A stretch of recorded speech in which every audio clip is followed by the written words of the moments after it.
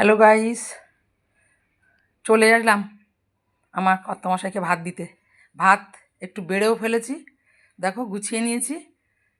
গরমে তো আগে দেখছো তো শশা, গরমে শশা পেঁয়াজ খেতে হবে, তাই শশা কেটে নিয়েছি। আর দেখো গরম ভাত বেড়ে নিয়েছি। কালকের একটু মোচার তরকারি আছে, সেটাও গরম করে দেওয়া হয়ে গেছে কর্তামশাইয়ের থালায়। আর দেখো কচুর লতি, কচুর লতি তোমরা কে কে ভালোবাসো একটু জানিও তো। এই যে কচুরলতি, কচুরলতি করে ফেলেছি। আরও করেছি, গরমের মধ্যে কষ্ট হয়েছে কিন্তু করে নিয়েছি। এই তুমি চলে হয়ে গেছে গোছানো, তোমার দাড়ি কাটা চান করা হয়েছে? এসো, চলে এসো, ভাত বেড়ে ফেলেছি আর করে নিয়েছি দেখো। আর এই যে রুই মাছের ঝোল, আজকে আলু দিয়েই করেছি রুই মাছের ঝোলটা। আগে লতি খাবো নাকি? হ্যাঁ, না এটা খাও আগে, ওই মোচাটা খাও। ঠিক আছে।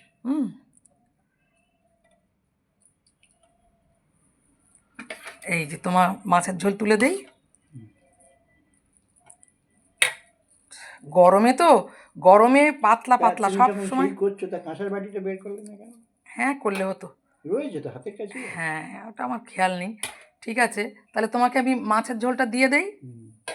এই যে মাছের ঝোল, খেতে থাকো। আর আর একটা জিনিস করেছি বন্ধুরা, আর একটা জিনিস করেছি দেখো।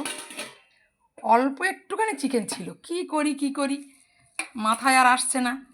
তা চিন্তা করলাম একটু অনেক রকম মশলা টশলা দিয়ে একটু মাখা মাখা করে নিয়েছি। চিকেনটাকে সেদ্ধ করে চিকিয়ে নিয়েছি, আর অল্প একটুখানি আলু দিয়েছি, দিয়ে একদম মাখা মাখা অন্যরকম মশলা দিয়েছি।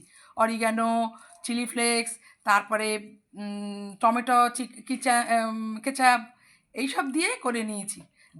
জিরে টিরে দেয়নি আজকে। খেতে খুব টক ঝাল মিষ্টি, টক দইও দিয়েছি, মানে একটা নিজের মতন করে নিয়েছি। অল্প একটু ছিল তো, তা এটাও চলবে। কেমন লাগলো আমার এই রেসিপিগুলো একটু জানিও।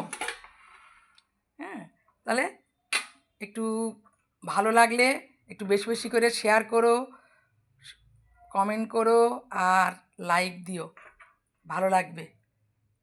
আসি তাহলে, চলো, বাই।